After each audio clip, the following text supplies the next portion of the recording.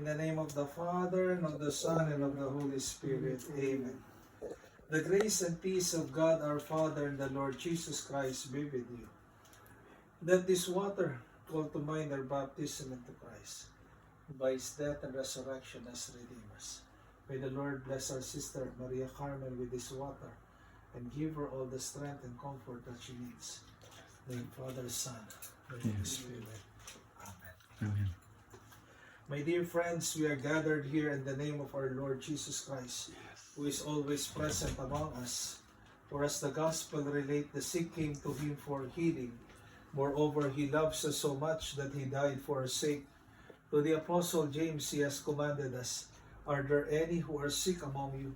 Let them send for the priests of the church, and let the priests pray over them, anointing them with the oil in the name of the Lord.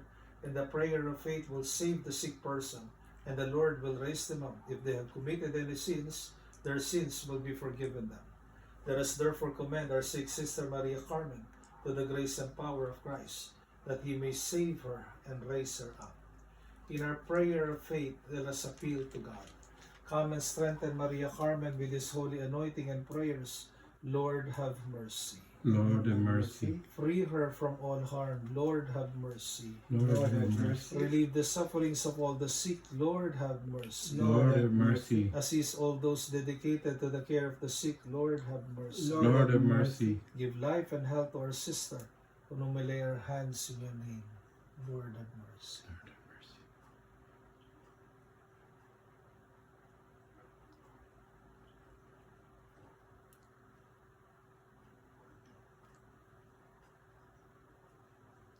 God of mercy, ease the suffering and comfort the weakness of your servant, whom the church anoints with His holy oil. We ask this through Christ our Lord. Amen. God of all consolation, you chose to send your Son to heal the world.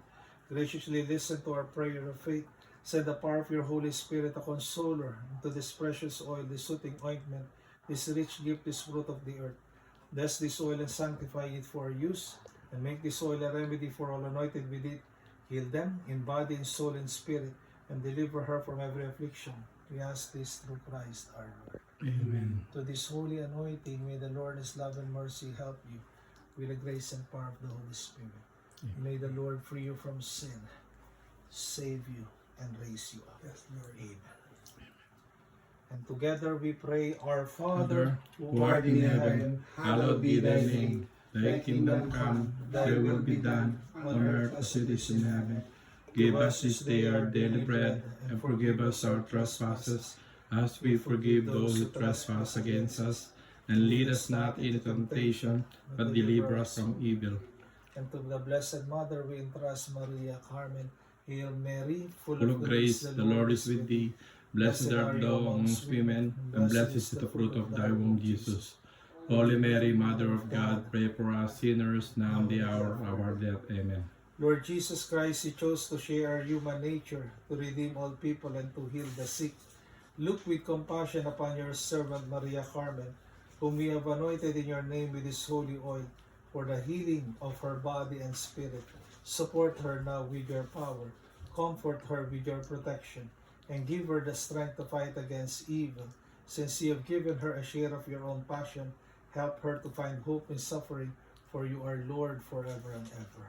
Amen. May the Almighty God bless you. May Father, Son, and Holy Spirit. Amen. Amen. Thank you, Nay. Thank you, Father, for your time. Oo. Galing ako sa